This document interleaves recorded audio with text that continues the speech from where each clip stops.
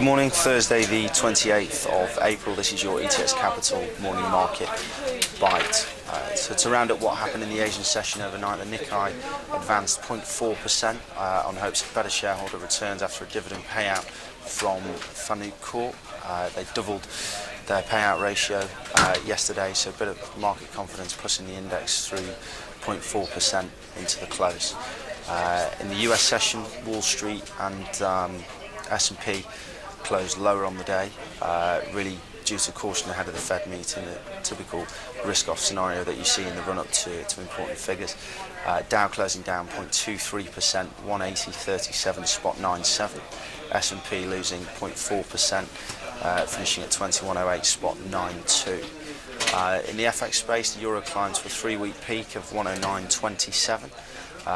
Well off the 12-year low that we saw it trade at previously in March, down at 104.57. Last stood at 108.87 this morning. And the dollar also clawed back some of its losses against the euro that we've seen recently with ongoing negotiations in Greece. Tsipras trying to reshuffle his negotiation team in an attempt to show his efforts to the finance ministers in the Eurozone that he is serious about restructuring the economy and providing a plan for substantial reform in order to get the economy back on track. Against the yen, dollar traded up 119.04, up slightly on the day. Traders really expected to see a lower volume of trade go through the markets tomorrow, with it being a Japanese bank holiday. In terms of the ongoing Greek situation, he's reshuffled his team, as I mentioned, in an attempt to embattle Finance Minister Yanis Varoufakis.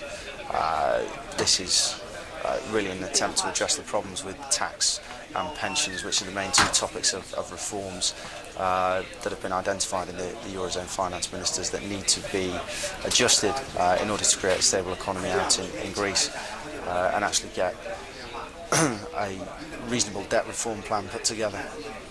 In commodities, crude oil extended its losses yesterday, later in the US session. Ample global supply gluted. There's been really a simple fall in the number of drilling operations out in the US. And of course the conflict in Yemen as well. So Brent was down 1% at $64.19 per barrel. NYMEX losing 1.2%, down at $56.33. Equity-wise this morning, BP was the biggest riser in the FTSE on the open, up 1.6%, 484.5. Due to a profit announcement, they reported $2.58 billion worth of profit ahead of market expectations, and we've seen a rally in the stock this morning. Still plenty to report this week.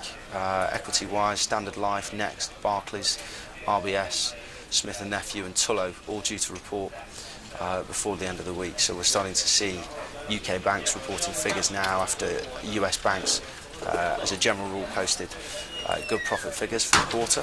So it'll be interesting to see how the UK financial institutions play out off the back of US results. In terms of announcements today, we've got preliminary GDP data for the UK at 9:30, forecast at 0.5%, a previous figure of 0.6%.